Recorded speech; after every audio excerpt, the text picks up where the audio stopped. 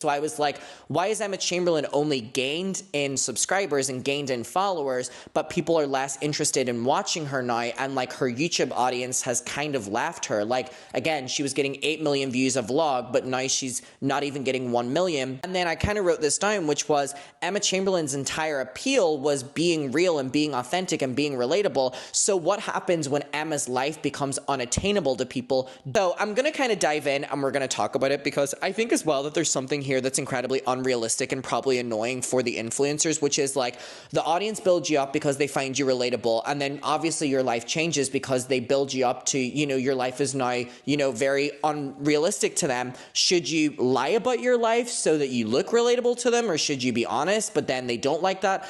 I could imagine how frustrating it was for these creators, because, you know, it's like when a creator would move to LA and the audiences are like, oh, they're so LA now, they've changed. And it's like, damn, I'm just getting more opportunities now. You know, that kind of rhetoric. The thing that made Emma blow up, because she blew up really quickly, was the fact that she was just a regular girl. So I'm watching this and I'm relating to it. This person's watching it and they're relating to it. And it was just kind of like, oh my God, we see ourselves in her.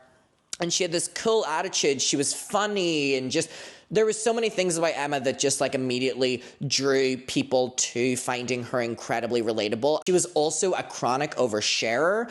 And I think as well, the more successful and popular she got, and the more she started meeting celebrities, and the more she started going to exclusive events, and the more she started dating people, the more she pulled back on that, obviously. But then the audience, you know, were like, this is not the Emma we signed up for. But then again, that is just a sign of like maturing and growing up. And you would as well if you have a bigger audience watching. But, you know, somewhere between doing all this, Emma Chamberlain is now hosting the Met Gala, and she's in magazine covers, and she's walking red carpets, and she again is friends with major celebrities, and she's going to exclusive events, and she's, you know, not showing us this, and she's dating people and not talking about it, and she's whatever.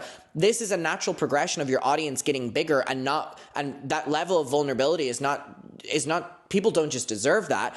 However, I'm not faulting Emma for that, but what I'm saying is it definitely affected her YouTube and online brand so much, and audience participation, when she blew up, because, and I don't blame her. And also, the more that Emma would grow, the more that her life became unattainable. Creators who build their life on being authentic and then blow up and then have a very different lifestyle because they, you know, have been blown up, are faced with a, you're damned if you do, damned if you don't. If you address it, the audience will turn on you.